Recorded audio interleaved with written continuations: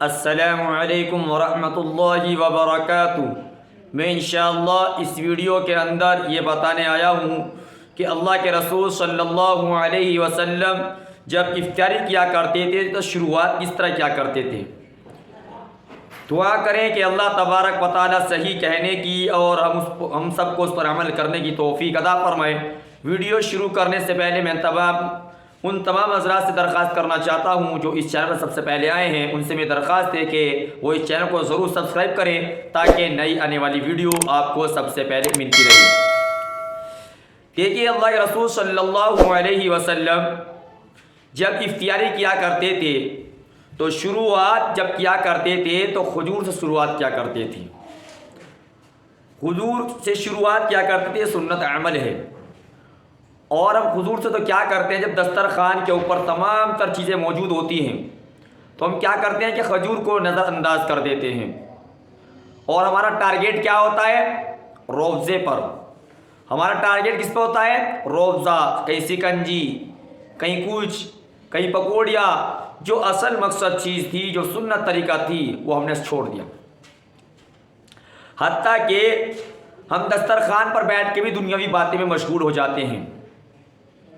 ہم کیا کرتے ہیں کہ ہم دنیا کی باتیں کرتے ہیں، اور جب امام صاحب نے سیرن بجایا یا اعلان کیا یا گولا چھوٹا تو ہم فوراً کیا کرتے ہیں کہ افطاری شروع کر دیتے ہیں۔ یہ نہیں پتہ کہ ہمیں شروعات کیسے کرنی تھی، ہمیں دسترخوان بیٹھ کر کیا کرنا چاہیے تھا۔ دیکھیے وہ قبولیت کا وقت ہوتا ہے، یہ قبولیت کا وقت ہوتا ہے، تو ہمیں چاہیے کہ دسترخوان پر بیٹھنے کے بعد ہمیں اللہ سے دعا کرنی چاہیے، ہمیں دعا استغفار کرنی چاہیے اس وقت، اور ہم فضول کاموں میں لگ جاتے ہیں۔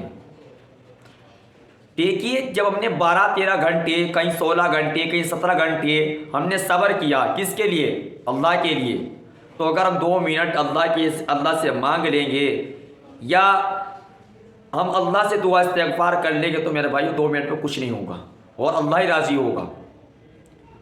یہ وہ در ہے کہ ہم مانگیں گے تو فوراً انشاءاللہ ملے گا ضرور، اگر ہمارے حق میں بہتر ہوگا۔ اس در سے کوئی خالی ہاتھ نہیں آتا۔ تو اسی لیے ہمیں چاہیے کہ افطاری کے وقت کہ ہم کچھ ٹائم نکال کر اللہ سے باتیں کریں، اللہ سے لو لگائیں، اللہ سے دعا کریں۔ تو اللہ کے رسول صلی اللہ علیہ وسلم کھجور سے افطاری شروع کیا کرتے تھے، اور کھجور اگر نہ ہوا، اگر کھجور نہیں تھی تو پھر پانی سے آپ صلی اللہ علیہ وسلم افطار کیا کرتے تھے۔ اب سوال پیدا ہوتا ہے کہ اللہ کے رسول صلی اللہ علیہ وسلم کھجور کیسے استعمال کیا کرتے تھے، کون سی کھجور کھایا کرتے تھے۔ دیکھیے کھجور 2 طرح کا ہوتا ہے، ایک ہوتی ہے بالکل ملائم، جو بالکل ملائم ہوتی ہے، اور ایک ہوتی ہے بالکل ٹائٹ۔ تو اللہ کے رسول صلی اللہ علیہ وسلم جو ملائم کھجور ہوا کرتی تھی وہ استعمال کیا کرتے تھے،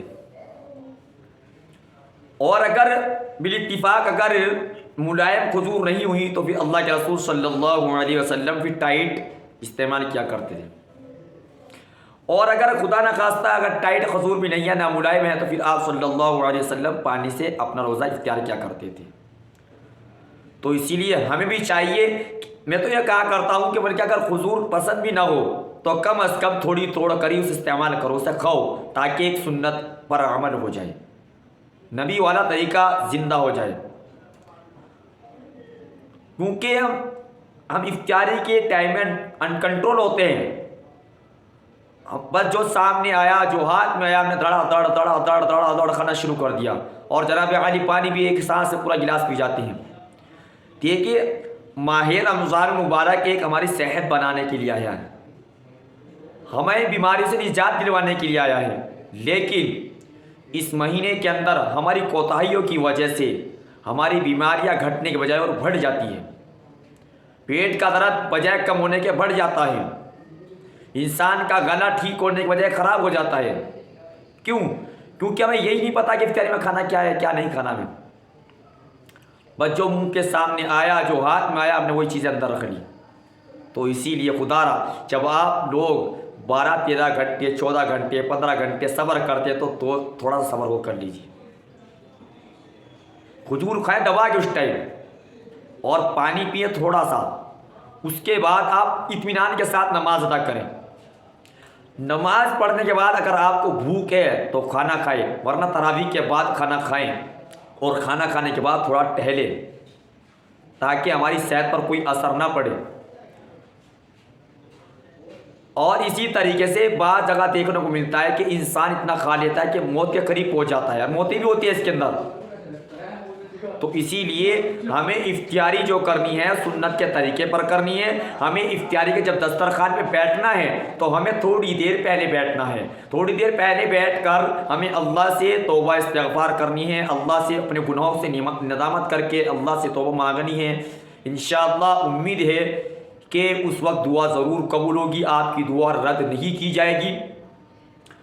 اور بعض لوگ سوال اٹھاتے ہیں کہ اللہ رب العزت دعا کسی کی رد نہیں کرتا بلکہ قبول کرتا۔ بات حقیقت یہی ہے، لیکن یاد رکھنا اگر کوئی انسان حرام کھاتا ہے تو اس کی دعا پھر قبول نہیں ہوتی، لیکن اگر ہاں وہ سچے دل سے توبہ کرے کہ میں ان حرام کاموں سے بچوں گا، میں حرام کھانے کی بچوں گا، تو امید ہے کہ انشاءاللہ اللہ رب العزت اس کی دعا ضرور قبول کرے گا۔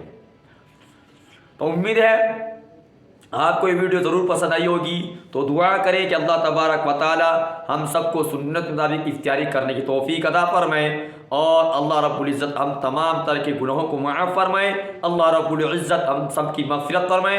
اللہ تبارک و تعالی سے دعا ہے کہ جو مسلمان اس دنیا سے رخصت ہو چکے ہیں، اللہ تبارک و تعالی ان کی تمام کی مغفرت فرمائے، ان کے درجات کو بلند فرمائے، ان کی قبر کو نور سے منور فرمائے۔ تو ملتے ہیں نیکسٹ ویڈیو کے ساتھ، جب تک کہ آپ مجھے اجازت دے دیجیے۔ السلام علیکم ورحمۃ اللہ وبرکاتہ۔